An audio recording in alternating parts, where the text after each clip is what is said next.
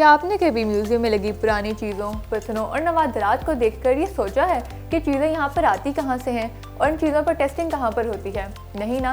तो चलिए आज मैं आपको बताती हूँ कि इन चीज़ों पर कहाँ पर टेस्टिंग होती है और पता कैसे चला जाता है कि चीज़ें कितनी पुरानी हैं। आज मैं आपको लेकर आई हूँ लाहौर शाही किले की सेंट्रल आर्कियोलॉजिकल लेबॉर्ट्री में। यहाँ पर हम देखेंगे कि इन चीज़ों की प्रिजर्वेशन किस तरीके से होती है और पता कैसे चला जाता है कि ये चीज़ें कितनी पुरानी हैं, कहाँ से आई हैं और उनकी कितनी उम्र है।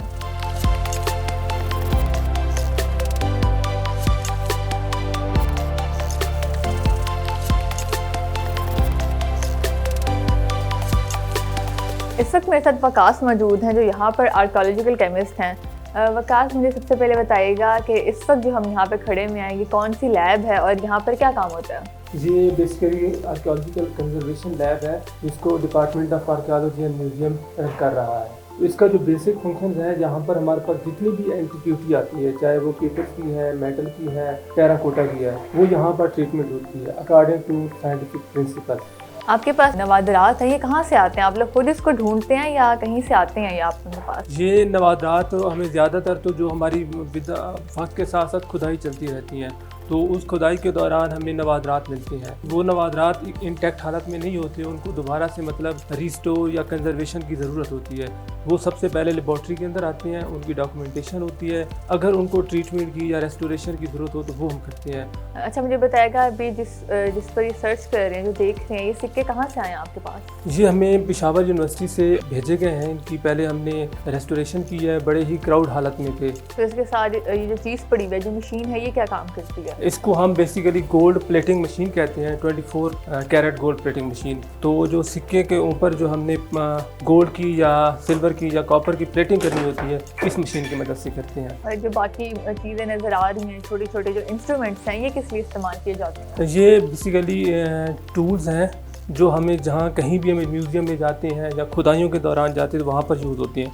जो अभी ये सामने गैजेट है, ये बेसिकली म्यूज़ियम के अंदर जो डिस्प्ले होता है, डिस्प्ले के अंदर लाइट होती है, उसको चेक करने के लिए यूज़ होता है। मतलब ये लाइट की सेंसिटिविटी चेक करने के लिए? यस। और उसके साथ साथ ये जो नमी हो जाती है उसको चेक करने के लिए, इसको मॉइस्चर मीटर कहते हैं, क्योंकि जो बेसिकली जो नमी एक ऐसी चीज़ है जिससे सबसे ज़्यादा एंटीक्स ख़राब होती हैं। तो ये जो सारे इंस्ट्रूमेंट्स हैं, ये आप लोग कहाँ से लाते हैं? ये पाकिस्तान में मेड इन है या कहीं बाहर से आते हैं? ये इंस्ट्रूमेंट हम फॉरेन कंट्री से इंपोर्ट करते हैं, ये पाकिस्तान के अंदर अवेलेबल नहीं है।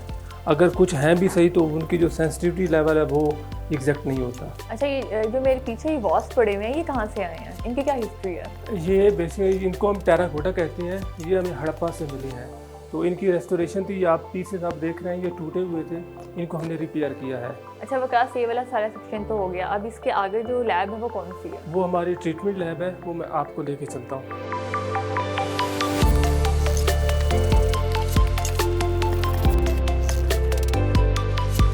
आपने जिन बीकर्स में रखा हुआ है, इनमें कौन कौन से केमिकल है और आप इनको किस तरीके से प्रिजर्व करते हैं? इनका प्रिजर्वेशन का प्रोसेस क्या होता है? ये स्पेशलाइज्ड रिड्यूसिंग एजेंट हैं, इसको केमिस्ट्री वाला ही समझ सकता है। तो ये इसका बेसिक मकसद होता है जो सिक्के के ऊपर ब्लैकनिश या ब्राउनिश या ग्रीनिश लेयर बन जाती है उसको ख़त्म करना होता है। अभी जैसे यहाँ से जो एक्सटर्नल सरफेस रिमूव हो जाएगी उसके बाद हम इसकी इलेक्ट्रोप्लेटिंग करेंगे। अच्छा, ये जो मिट्टी पड़ी हुई है हमारे पास, ये कौन सी मिट्टी है? इसके बारे में थोड़ा सा बताइए। तो ये मिट्टी वो है जिसको हम मतलब अभी मुख्तलिफ़ किस्म के मोनूमेंट्स को रिस्टोर करने के लिए इस्तेमाल हो रही है। तो इस्तेमाल करने से पहले जो वहाँ का इंजीनियर होता है या क्यूरेटर होता है, वो मिट्टी लैब के अंदर भेजता है कि आया कि मिट्टी ठीक इस्तेमाल हो रही है या नाकिस क्वालिटी की है। तो लैब के अंदर इसकी क्वालिटी वगैरह चेक होती है। तो कैसे आप इसकी क्वालिटी चेक करते हैं? ख़ास किस्म के केमिकल डालते हैं। अगर केमिकल्स डालने के बाद इसके अंदर बुलबुले निकलना शुरू हो जाएं, इसका मतलब है वो मिट्टी की क्वालिटी अच्छी नहीं है। इस सेक्शन में हमने देखा कि यहाँ पर मिट्टी को और सिक्कों को किस तरीके से प्रिजर्व किया जाता है। नेक्स्ट सेक्शन हमारे पास है पेपर का। अब हम वहाँ पे चलते हैं और जाके देखते हैं कि पेपर को किस तरीके से आर्कियोलॉजिस्ट जो है वो प्रिजर्व करते हैं।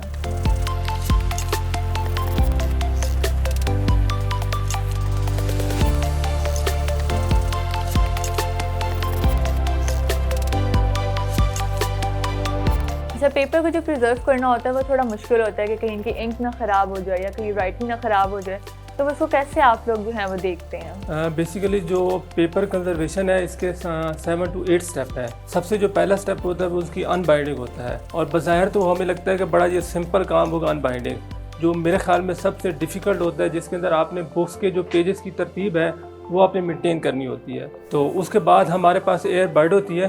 तो सबसे पहले वो हल्की से हम गीली करते हैं, उसको हम एक कॉर्नर पे लगा देते हैं। तो उससे चेक करते हैं क्या आया कि स्याही फैल रही है या नहीं फैल रही है।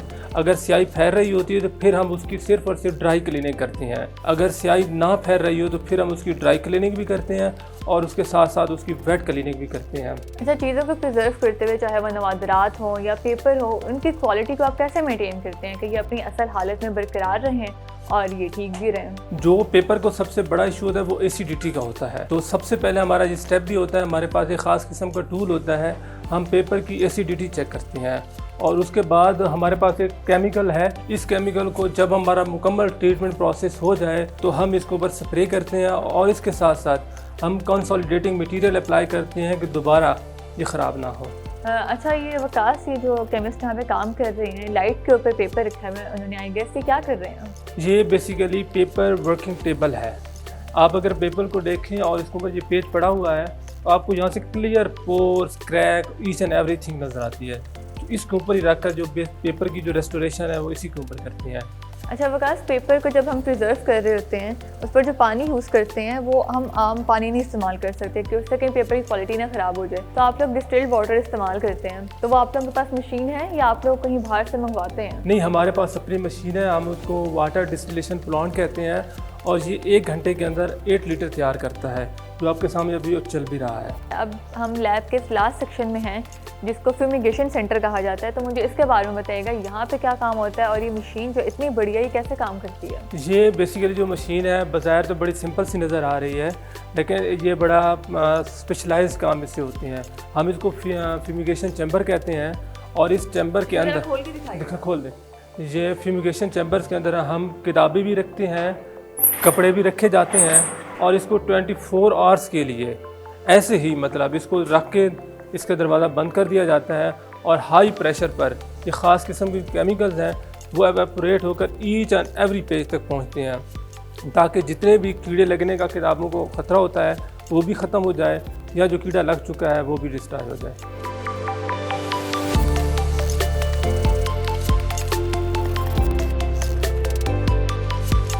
नवादरात को अपनी असल हालत में बरकरार रखना एक नहायत मुश्किल काम है, लेकिन लाहौर की सेंट्रल आर्कोलॉजिकल लेबॉर्ट्री के केमिस्ट अपना काम नहायत बखूबी से सरअंजाम दे रहे हैं। मुझे हफ्सा अली राना को दीजिए इजाज़त और देखते रहिए पाकिस्तान टुडे न्यूज़।